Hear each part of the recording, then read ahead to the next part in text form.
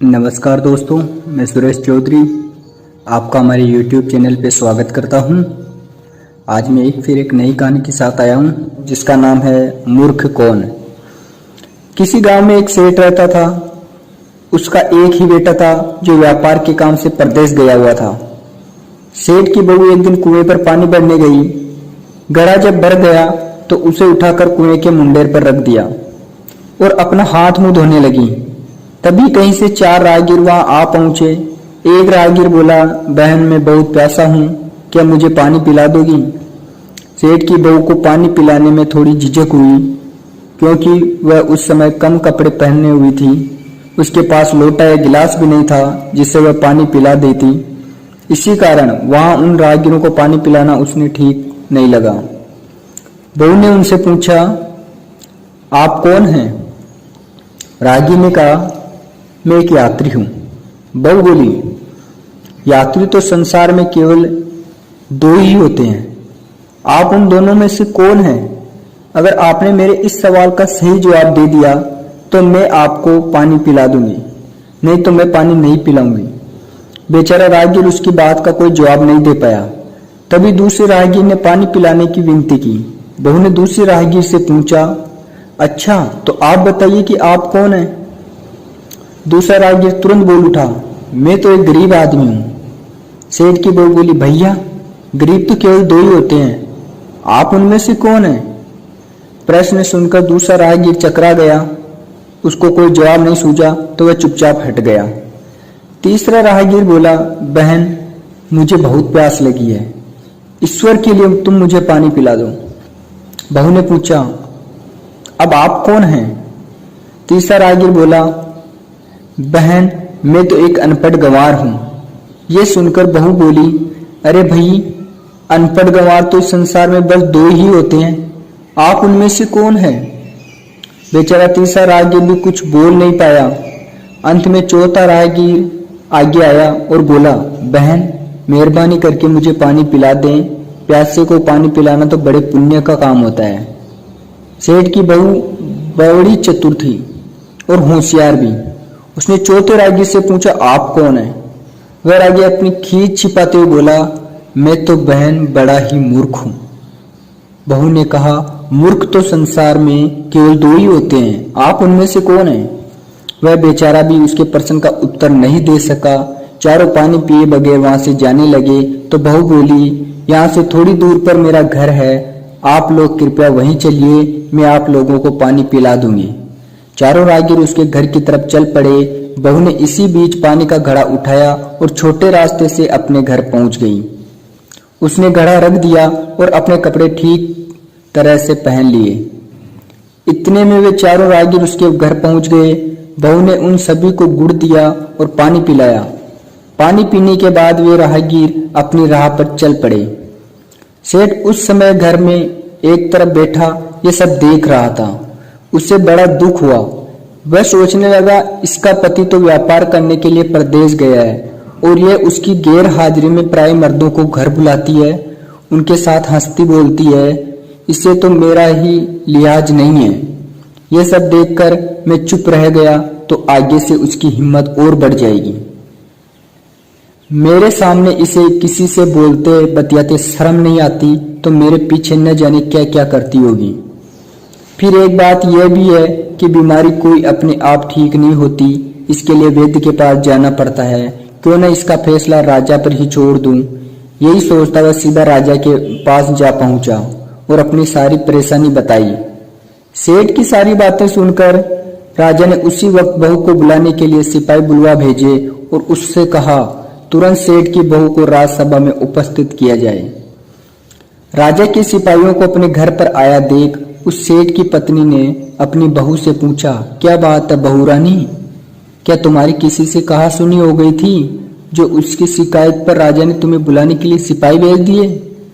बहू ने सास की चिंता को दूर करते हुए कहा, नहीं सासू माँ, मेरी किसी से कोई कहा सुनी नहीं हुई, आप जरा भी फिक्र न करें।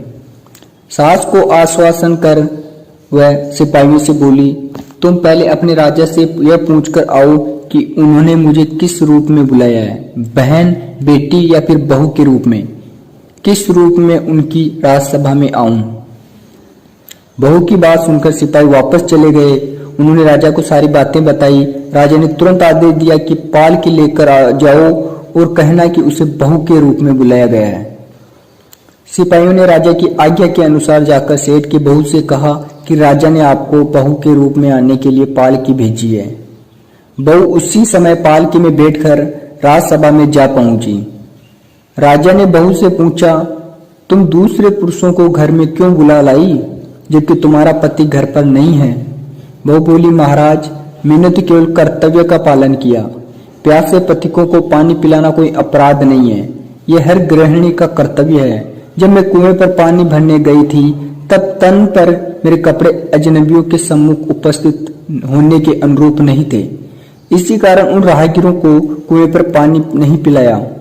उन्हें बड़ी प्यास लगी थी और मैं उन्हें पानी पिलाना चाहती थी, इसलिए उनसे मैंने मुश्किल प्रश्न पूछे और जब वे उत्तर नहीं दे पाए तो मैं उन्हें घर बुला लाई और घर पहुंचकर ही मैंने उन्हें पानी पिलाना उचित समझा। राजा को बहू की बात ठीक लगी। राजा को उन प्रश्नों को बारे में जानने की बड़ी उत्सुकता हुई तो बहू ने चारों राहगीरों से पूछे थे। राजा ने सेठ की बहू से कहा, भला मैं भी तो सुनूं कि वे कौन से प्रश्न थे जिनका उत्तर वे लोग नहीं दे पाए। बहू ने तब वे सभी प्रश्न दोहरा दिए। बहू के प्रश्न सुन राजा और सभा से चकित रह गए। फिर राजा ने उससे कहा, तुम खुद ही इन प्रश्नों के उत्तर दो, हम अब तुमसे यह जानना चाहते हैं। बहू बोली, महाराज मेरी दृष्टि में पहले प्रश्न का उत्तर है कि संसार में सिर्फ दो ही यात्री हैं, सूर्य और चंद्रमा। मेरे दूसरे प्रश्न का उत्तर है कि बहू और गाय इस पृथ्वी पर दो ऐसे प्राणी हैं जो गरीब हैं। अब मैं तीसरे प्रश्न का उत्तर सुनाती हूँ। महाराज हर इंसान के साथ हमेशा अनपढ़ गवारों की तरह जो हमेशा चलते रहते हैं, वे हैं भोजन और पानी।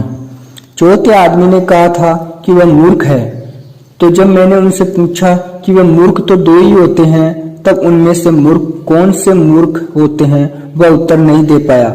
इतना कहकर वह चुप हो गई। राजा ने बड़े आश्चर्य से पूछा, क्या तुम्हारी नजर में संसार में सिर्फ दो ही मूर्ख हैं?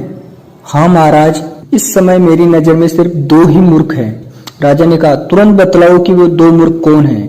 इस पर वो बोली, महाराज मेरी जान बख्श दी जाए तो मैं इसका उत्तर दूं। राजा को बड़ी उत्सुकता थी ये जानने की कि वे दो मूर्ख कौन हैं।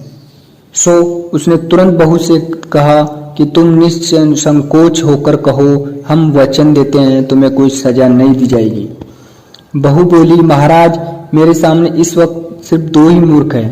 फिर अपने ससुर की ओर हाथ जोड़कर कहने लगी, पहले मूर्ख तो मेरे ससुर जी हैं जो पूरी बात जाने बिना अपनी बहू की शिकायत राज दरबार में की, और उन्हें शक ही हुआ था तो ये बात पहले मुझसे पूछ लेते, मैं खुद ही इन्हें सारी बातें बता देती। इसी तरह घर परिवार में किसी की बेइज्जती ना होती। ससुर को अपनी गलती का एहसास हुआ। उसने बहू से माफी मांगी। बहू चुप रही। राजा ने तब पूछा, और दूसरा मूर्ख कौन है? बहू ने कहा, दूसरा मूर्ख खुद इस राज्य का राजा है, जिसने अपनी बहू की मान मर्यादा का जरा भी ख्याल नहीं किया और सोचे समझे बिना ही बहू को भरी राजसभा में बुलवा लिया। बहू की बात सुनकर राजा पहले तो क्रोध से आग बबूला हो गया, परंतु तभी सारी बातें उनकी समझ में आ गई।